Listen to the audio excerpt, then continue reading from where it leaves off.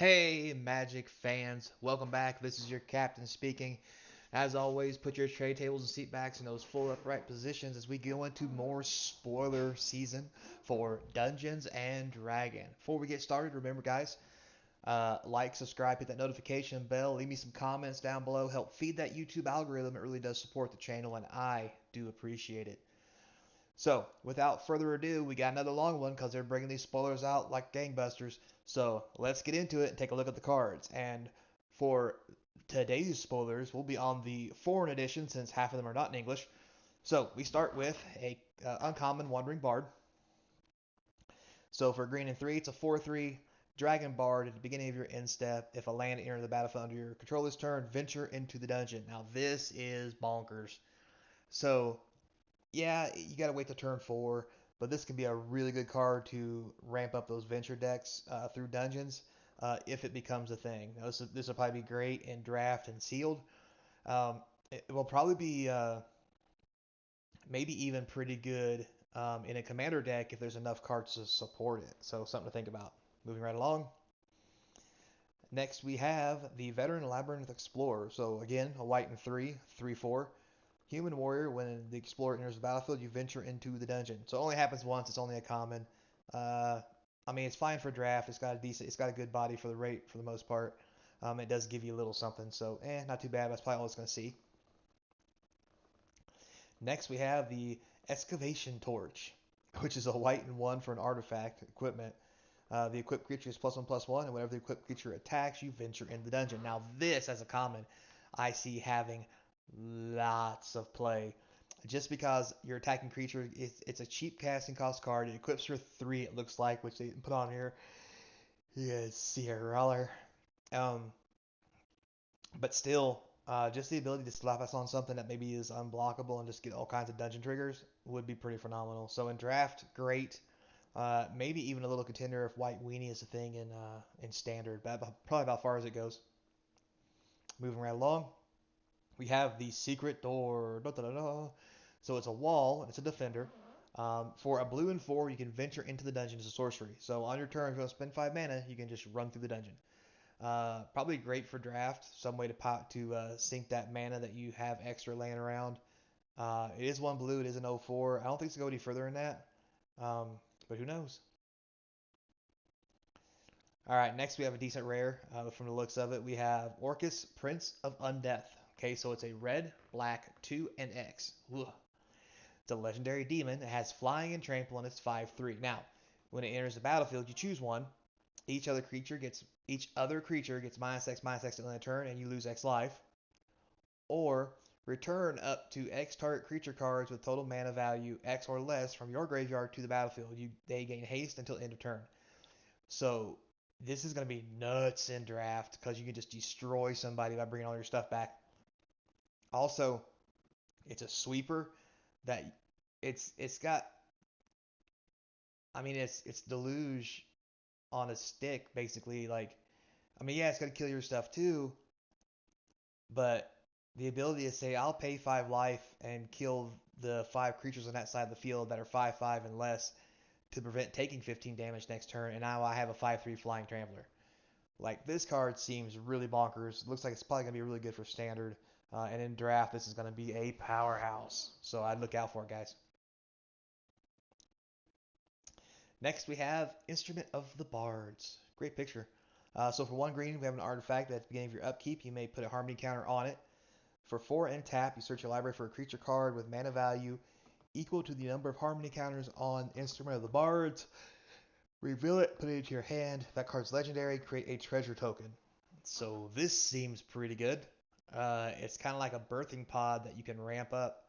I mean, you can't cast or do anything cheaper, but the ability just to go fetch a creature that's a legendary basically and mana ramp at the same time. Because it takes 4 to activate, true, but if you get on your first turn, you got nothing else to do. You play this, and then by turn 4, you'll be able to start using it, right? So very interesting. I like to see how it plays. Um, it may be busted, or it may just be a bulk rare. We'll have to wait and see. Probably great for commander though. So planar ally. So 2 white and 3 for a 3/3 flyer. When it attacks, you go through the dungeon. All right, not too bad. Probably gonna be a great draft common. But other than that, sealed, draft, probably not going to do anything. Moving right along, we have Fortin's Fireball. So 2 red and 3 for an instant. Wow. It deals 5 damage to target creature or planeswalker. And then roll a d20. 1 through 9, it deals 2 damage to each player. 10 through 20, it deals 2 damage to each opponent. Not a bad common. I mean, it's going to see draft play just because 5 mana, 5 damage, instant. It's good enough. The extra ability on it is pretty cool. So, probably about as far as it goes, though. Moving right along, we have Fairdale, Devil's Chosen. We have a Tiefling. Dun, dun, dun, dun. Tieflings are here. So, red, blue, and 2. Whenever you roll a die, she gets menace and flying to the end of turn. If any of those results are 10 or higher, you draw a card. Woo. So this is going to be a powerhouse if you can get it in draft with some 20 die rolling stuff. And it may be a thing in standard, probably only standard, depending on how much support it gets for die rolling. Because 4 mana for a 3/3 is really powerful for standard, especially when you start tacking on things like drawing cards and stuff. Moving right along, we have Clattering Skeleton. So for a black and 3, we have a 4/3 that when it dies, you get to venture in the dungeon. Pretty useless in most formats. Probably going to be really good in draft. Just cause 4 mana for a 4/3 that gives you a little something when it dies. Seems pretty okay. Next, we have a Ranger. 5 mana, 4/1 with reach. When it enters the battlefield, you create a 2/2 green wolf creature token. So for 5 mana, you get a 6/3. Basically, it's okay as a common. It's not going to see anything but draft play. Next, we have Displacer Beast. Oh, the old typical D&D guy. So the Displacer Beast is a uncommon. It's a 3/2 for 3, a blue and 2 colorless, which is kind of weird. This is blue, but whatever. When it enters the battlefield, you venture in the dungeon. That's really cool. It has displacement, which for 3 and a blue, you can return it to your hand. So that's really cool. If you have 7 mana, like you can swing with it, pick it up, put it back down, venture in the dungeon. This could really be something that puts those venture decks or those dungeon decks over the top. In draft and sealed, it can be a serious powerhouse by doing that. And it may be something really cool for like Commander just because you can pick it up and play it again and get multiple enter the battlefield triggers. So who knows? Next, we have interesting artifact. It's a +2 mace. So for a white and a colorless, you get a piece of equipment that gives +2/+2. Imagine that. +2 mace, +2/+2. Equips for 3. So, decent common. Next, we have the Spike Trap. For 1, it has flash, which is kind of interesting, which means you can throw it on the battlefield if you have 6 mana and immediately sacrifice it to roll d20 to deal 5 damage to a creature of your choice. If you get higher than 10, it deals 5 damage to that creature and you get a treasure token. So pretty interesting. Pretty good for draft probably. Fate's Reversal. So this common is a black and a colorless sorcery. Return up to 1 target creature card from your graveyard to your hand and venture in the dungeon. Now this is going to see buttloads of draft play. Just because you get a creature back, it moves you through the dungeon. Like, yeah, it's just gonna do it all for you, especially when you get creatures back that venture you through the dungeon even more. Yeah, so I think it's gonna be a great draft card, but probably about far as it's gonna go. Next, we have agerider. Dun, dun, dun, dun, the elf spiders from the Underdark. So for a black and 4, you get a 4/3 with reach. When it deals combat damage to the player, you create a 2/1 spider creature token with menace and reach. That's really interesting. So that's really pretty cool. I think it's going to be obviously great in draft and sealed. For 5 mana, probably not going to see standard play or anything else. Because let's be honest, if you're making 2/1s every day, all the whole time by punching somebody in the face, you can get a way more powerful creature for 5 that would just kill them with a couple connections instead of just making spiders. So, moving on. Next here we have improvised weapon, which is pretty funny. It's a red and 2. It deals 2 damage to any target and you create a treasure token. So this is a sorcery, going to be great in draft again. Just because you get a treasure token, so basically it only costs you 2. It helps you build up mana for the next turn, so you can cast a turn 5 spell on turn 4 by killing one of their creatures on turn 3. So it's really sweet. I think this is going to be a great draft card. Next, we have Borrowin of Clan Under. So we have the dwarves here, black, white, and 2 for a 3/3. When he enters the battlefield, you get to venture in the dungeon. Really cool. And then when he attacks, you return up to 1 creature card with mana value 3 or less from your graveyard to the battlefield if you completed a dungeon.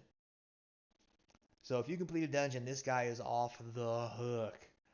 And this might be one of the reasons to build a dungeon deck in standard.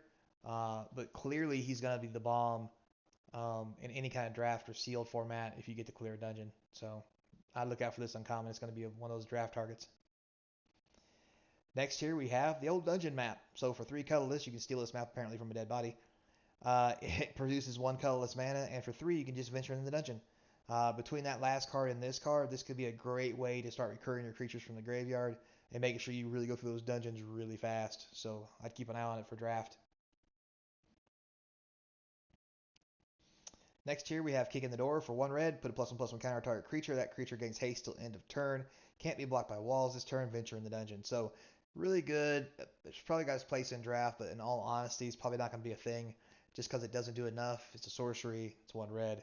But if this is something you're in the market for, it could be good in the draft deck. We have the Chaos Channeler. So 2 red and 2 for a 4/3. Pretty good rate. It's a human shaman. It has Wild Magic Surge. I love Wild Magic. Whenever he attacks, you roll a d20, so this is sweet. 1 through 9, exile top card of your library, you may play it. 10 through 19, exile 2, you may play them. And if you get a 20, you get to exile 3, and you may play them. So this card is going to really be busted when it comes to draft. And may have a place in standard for 4 mana, only being a 4/3, with the ability to just rip cards off the top of your deck to give you that extra card draw, especially in red. So might be a card to look out for. Next here we have the Earth Cult Elemental, which is 2 red 4, 6 mana for 6/6, so it's evenly costed, but it's a common. It's a siege monster, which means that when it enters the battlefield, you roll d20. Each player sacrifices a permanent. 10 through 19, each opponent sacrifices a permanent, and for 20, each opponent sacrifices 2.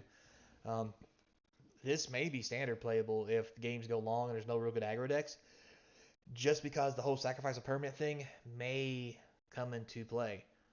In draft, I think it's going to be okay. Well, it's going to be great because it's 6 for a 6/6, but it could be very damaging. But just the ability to sacrifice your opponent's stuff, even if you lose something too, seems like it's going to be pretty good. But notice it says permanent, which means you can probably sacrifice tokens, which will probably really downgrade how good that'll be in draft. But all right, so we finally got a rare. It's the frogamoth, froghemoth. Anyway. So 2 green and 3, 4/4, trample haste, because why not? It's green. Whenever it deals combat damage to a player, you exile that many cards from the graveyard, put a +1/+1 counter on it for each creature exiled this way, and gain 1 life for every non-creature card. So this is bonkers. This is going to be good in standard. It's going to be great in draft and sealed. Just because it can grow to a point where you can't stop it for the most part. Same thing in standard. It has haste, it has trample. Only 5 mana makes it reasonably castable, so I think this will probably see play depending on how stompy the green decks get. Moving on, we have the Triumphant Adventurer. So for a black and a white, you get a 1/1 that has Death Touch. Seems good. As long as it's your turn, he has first strike, which means he's always swinging. And whenever he attacks, you get to venture into the dungeon. So basically, this rare is a powerhouse because you basically get delayed on your turn. They have to basically kill it because you're going to swing with it every turn, and they have to double block it if they want to kill it. And that still means that you get to kill one of their best creatures because it has double touch. It'll have first strike on your turn. So if you swing and they're like, oh, I'll block with 2 things, and you're like, well, it has first strike, so I'm going to give it a +1/+1. So now I first strike both your creatures dead, and I still get to venture into the dungeon. So this, I think, is going to be a powerhouse, not only in standard, but amazing in draft. So keep an eye on this one, guys. It's one of those first pickers. Next here we have Varus, Silverman Ranger. So for 2 green and 1, you get a 3/3, pretty good rate. It has Reach and Ward 1, even better. It's only legend. It is legendary though. When you cast a creature or planeswalker spell, you get to venture to the dungeon. It only triggers once a turn though. But whenever you complete a dungeon, you create a 2/2 green wolf creature token. So this is one way you can really pump out some creatures. I see this guy being really good. Just because he's a 3/3 for 3, he has Reach, he has Ward, which means hard to kill. And you can pump out some dungeons by going through the really easy ones. Just to get a 2/2 green wolf, because every turn you'll get to venture at least once. If you cast a creature, it lets you venture as well. He triggers, the creature triggers, you go through 2 rooms. You could really pump those creatures out really quick. So I think it's about to be a card to watch out for in standard. Next we have Hama Parshar, the Rune Seeker. So for a white, blue, and 1, it's a 2/3 Room abilities of dungeons you own trigger an additional time. Um, this seems phenomenal for draft, especially if you with the whole dungeon mechanic. However, in standard, the dungeons don't seem very powerful. But once again, all the cards aren't out. So this is definitely going to be a draft powerhouse, especially if you're going to do some dungeon delving. But other than that, I think it's going to be a little underpowered. So moving right along. Zalto, the fire giant drake. So this little whoopsie. My bad, guys. This little fella is 2 red and 3 for a 7/3 with trample. And whenever he's dealt damage, you venture in the dungeon. So pretty good rare. Obviously great draft. Probably won't see standard play. Too easy to kill. Um, because you can block him, you can zap him. Yes, he has trample, but it doesn't take a whole lot of power to kill a 7/3. So don't think he's going to be that great. Next, we have the Dungeon Descent, which is a land. Enters the battlefield tapped, and it produces with colorless, and for 4 and tapping it, you can tap an untapped legendary creature you control to venture in the dungeon. So this would be really good if they come out, which they've already shown one, a creature that has vigilance, like that white creature, so you can actually attack with it and venture into the dungeon. It has vigilance. After you attack with it, you can then tap it with this to venture again into the dungeon. So this probably has lots and lots of applications. Probably would be great in draft, depending on how many venture creatures you get. And probably we'll see some standard play depending on what type of legendary creatures we get. It has a lot of promise, but it's really going to depend on the rest of the set. Next, we have the Clever Conjurer. For blue and 2, you get a 2/3. It has Mage Hand, which means you tap it to untap target permanent not named Clever Conjurer. Activate only as a sorcery. So this is only a common. It seems pretty good to be able to just untap a permanent. You can untap a land with it. You can untap a creature. You can untap an artifact that taps and do some shenanigans. This probably won't see a whole lot of standard play or any other format. It'd be decent in draft, but this looks like it's going to be one of those commander powerhouse cards at common, just because the ability to untap permanents can get really out of hand in those kind of shenanigan decks. So, because like for example, sorry, I'll stop for a second. For example, you activate when your mana rocks, right? That doesn't untap, but it gives you extra mana, and then you just tap that guy on your turn to untap your mana rock. Like, anyway, moving on. So, for a white and 3, we have a half elf monk. It's a 1/4 with vigilance, and it has stunning strike. So for a white and 1, you can tap target creature. The best thing about this card, mainly for draft, because it's not going to be really good in standard because it costs too much, doesn't do enough. But in draft, this thing you can swing with it. Before blockers are declared, you can then use its ability to tap the blocker so you get the 1 damage across. Now, 1 damage isn't great, but it is something, guys. Just remember that. It is something. Now, next we have the Knoll Hunter. So a green and 1 for a 2/2. Has Pack Tactics, which once again is when you have total power of 6 attacking or greater during combat, you get to put a +1/+1 counter on the Knoll Hunter. So that's another great green beefy card that might go into a stompy deck on the cheap side. So great in draft. Next we have Seshra, the Death Whisperer for a green-black and 2. You get a 1/3. Has Bewitching Whispers. When it enters the battlefield, target creature can't block this turn. Or target creature blocks this turn if able. Whispers of the Grave at the beginning of your end step. If a creature died this turn, you may pay 2 life. If you do, draw a card. So that seems pretty cool. I think this is only going to be okay at best because it doesn't have Death Touch or anything itself. It'll probably combo with some other stuff. But all in all, paying 2 life to draw a card can be a bit steep. So probably won't see standard play. If you can weasel it into a draft deck, it might be alright. But 4 mana for a 1/3, just not feeling it. Next we have, you happen on a glade. So for a green and 2, you get to choose one, journey on, search your library for up to 2 basic land cards and reveal them. Then put 1 in your hand, and put them in your hand, then shuffle.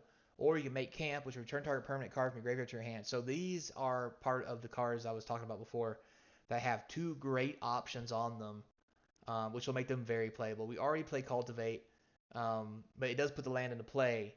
But this one will get you the 2 lands, just like Cultivate will, but also gives you the other option of when you draw it late game and you're like, oh damn, I have 12 lands, I drew a Cultivate, I needed something else.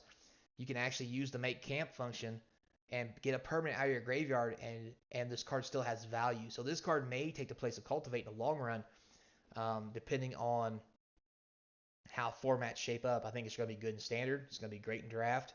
It's going to be really good in commander because of all the options it has. This is going to be one of those commander cards. It's going to be $5-6, and even more than that in foil. I think once the commander guys figure out what this card is capable of. Next we have you come to the knoll camp. So a red and one, you can intimidate them, which you up to 2 creatures can't block this turn, or fend them off by getting +3/+1. So it's okay. Not gonna probably see a lot of play. Next we have you find some prisoners. So again, red and one, it's an instant. You can break their chains, which is destroy an artifact, which is always handy. Or you can interrogate them, which is where you exile top 3 cards target opponent's library, choose one of them. Until end of your next turn, you may play that card, and you may spend mana as well as mana of any color to cast it. Now this is a really good card. Again, just like the green one we just saw, the ability to destroy an artifact may come in handy, and that's great and all. But the real caveat here is if they don't have artifacts, you still have a really good option of exiling the top 3 cards of their library and getting to pick one to cast the next turn because it's an instant. At the end of their turn, if they don't do anything, you can be like, all right, fine, you're not going to lay your artifact or whatever. I need to use my mana. Let me find some prisoners. Exile top 3 cards of your library. I'm now tapped out.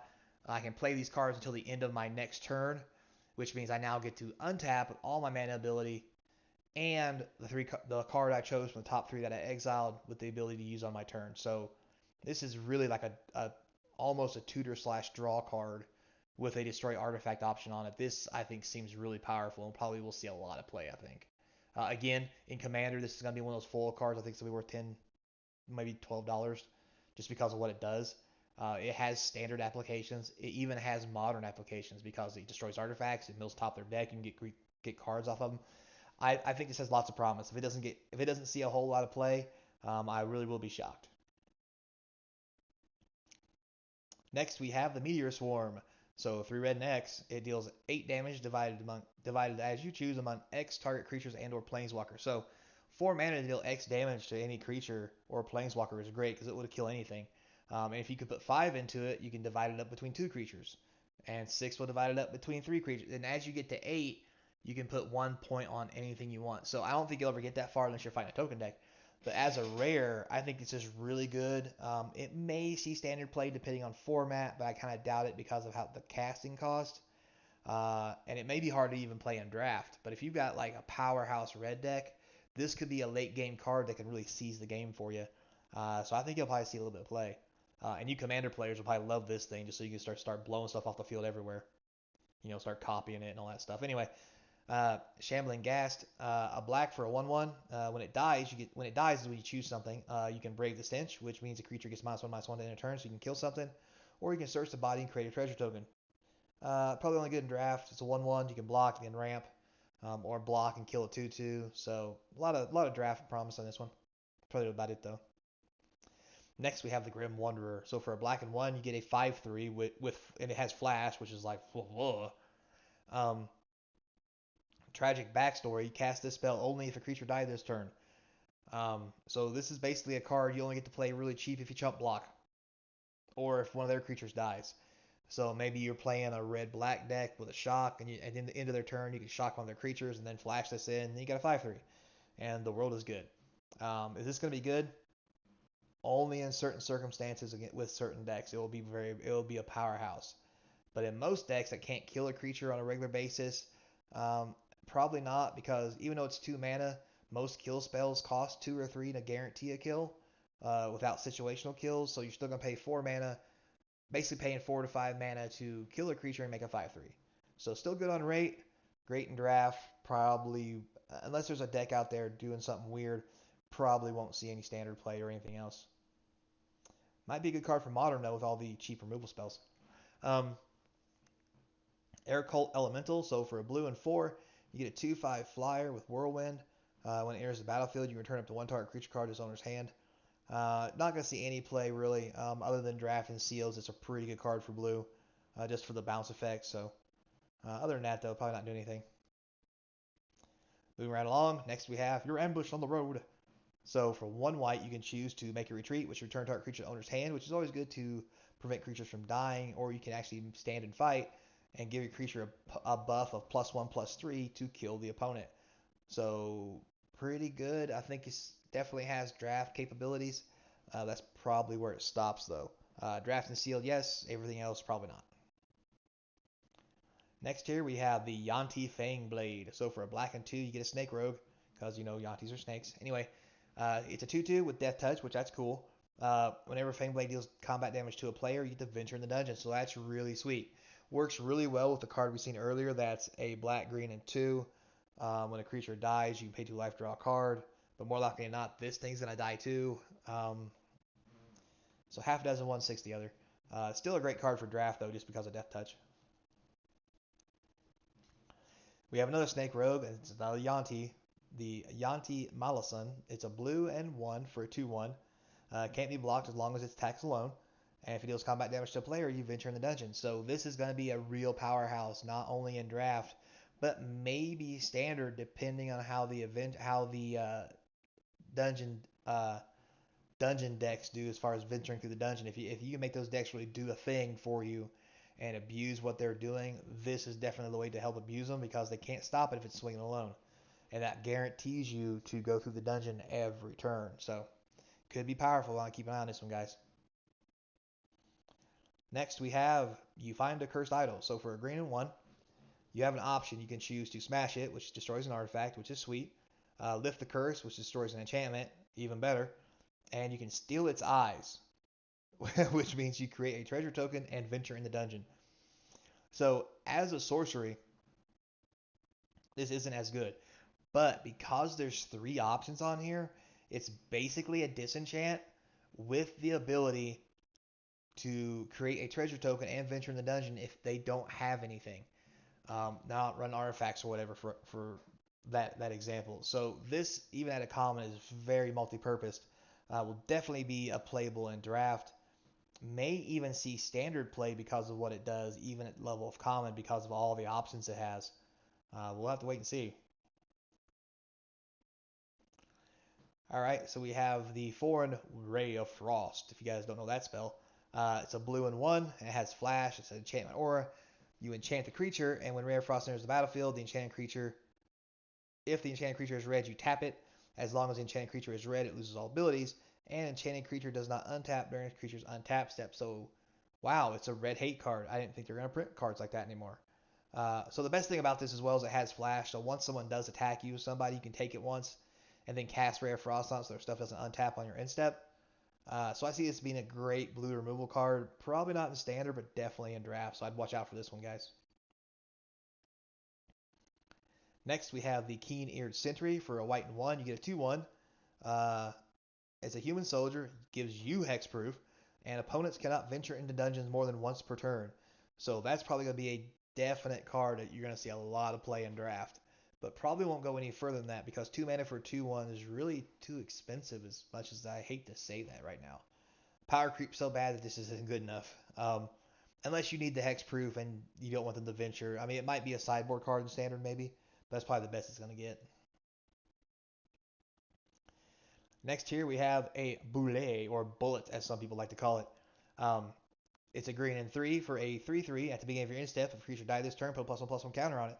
So it's a common. It's going to be great in draft just because of what it does, but probably will not see standard play because it doesn't do enough. So simple as that, really. Next we have Feign Death. So for 1 black, until the end of turn, target creature gains. When this creature dies, return it to the battlefield tapped. Under its owner's control with a +1/+1 counter on it. So not too bad.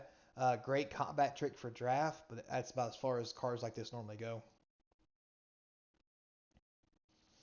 Next we have Dwarf Hold Champion for a white and 1. You get a 3/1, and if you manage to equip something to it, it becomes a 3/3 for 2. So if you have a +2 mace and you slap it on here, basically for investing, 2 for this, 2 to cast a mace, 3 to equip it, that's really, 7 mana, you can actually get a 5/5. So, but there is cheap equipment out there and really good equipment like, there's the mace that auto equips when you cast, which could make this thing a 5/5 flyer. So this may be a great common card for those white weenie decks, just so you can mace them up and make them huge. So next we have Bar the Gate, which for a blue and 2 basically counters target creature or planeswalker. and you venture into the dungeon. So this is a great counter spell. Not only do you get to venture, but you actually get to counter a creature or planeswalker. And in the current environment, those are the real big threats that you're going to see, especially in standard. So this is probably going to see a lot of standard play. That's probably about as far as it goes, other than draft sealed. Maybe commander. All right, next we have the zombie ogre. That's a thing. Anyway, so for a black and 3, you get a 3/5, which seems a bit weird. At the beginning of your end step, if a creature dies this turn, you can venture into the dungeon. Yeah, it's all right, I guess. It kind of feels a lot like, I'm killing their creatures. At the end of my turn, I get to venture in the dungeon. It's kind of like a win more card at common, it seems like. So I don't think it's going to see a whole lot of play, period. I mean, it's going to be good in draft just because of its stats and its cost, but it's really just filler space. Next here we have the Skullport Merchant. Boy, that brings back memories. Skullport. For a black and 2, you get a 1/4 dwarf citizen. When the merchant enters the battlefield, you create a treasure token. Nice. For a black and 1, sacrifice another creature or treasure, draw a card. This has lots of promise. For 3 mana and a 1/4, you can really start drawing through your deck and things like that. This I think has some legs. We may not see it right away, but someone's going to figure out a way to abuse this. And definitely, since you get to draw a card with it when it comes into play, because it gives you at least a treasure. In draft and sealed, this is going to be a powerhouse just because it's going to replace itself. It's a great blocker. Yeah, this is going to be a good card. I like it.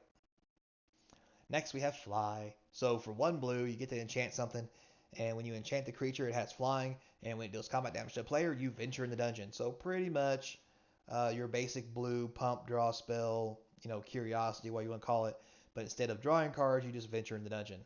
So a lot less powered. So I don't think it's going to be a big deal. But hey, it is a thing. It's uncommon. Could be a thing in draft.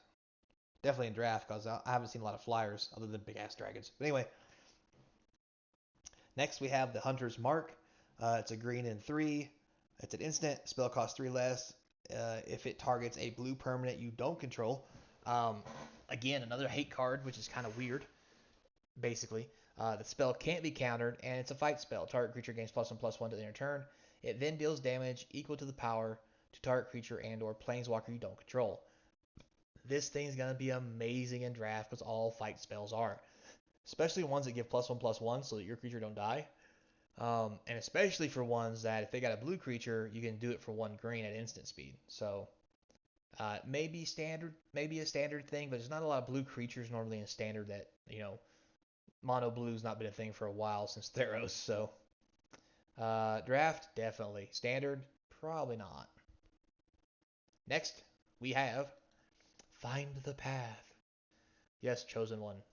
Anyway, so for a green and 2 colorless, you can enchant a land. When it enters the battlefield, you venture into the dungeon, and the land has tap, add 2 green.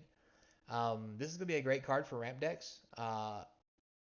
Might be okay for a draft if you're into that if you're looking for ramp, because at least it does give you a little something extra. I don't think it's going to see a whole lot of play, but we'll see how the ramp decks turn out, because I think you can just get land on the battlefield in your hand fast enough that you don't need something like this, but we'll see. Next we have Kainen's Polymorph. So for a blue and 1, till end of turn, creature becomes a dragon with a base power toughness 4/4 and gains flying. Basic morph spell, just made to resemble the spell from D&D. Is it okay? Yeah. Is it going to see play? Probably not. Next we have Crydell of Baldur's Gate. Dun, dun, dun, dun. So we have a blue-black legend this time, human elf rogue. Okay, so half elf rogue. When Crydell deals combat damage to a player, that player loses a life, mills a card, and you gain a life and scry 1. Wow. Whenever you attack, you may pay 2. If you do, target creature cannot be blocked this turn.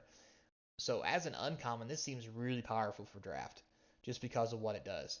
It may even be good enough for standard, to be honest with you, because 2 mana for a 1/3 that can't be blocked, that gives you all this stuff. They mill, they lose a life, you gain a life. So basically, it's a 2/3 that can't be blocked. You get to scry every turn for 2 mana. Yeah, I can definitely see this being a good card. And it's a rogue. It could fit into the rogue deck, although I doubt it would, just because it doesn't have flash. It doesn't have anything fancy. But who knows? Maybe this is the next card that goes in the road deck. Moving on, next we have Targnar, Demon Fanged. And that's a heck of a picture right there. So this guy's a knoll. He's red-green for a 2/2. Very interesting.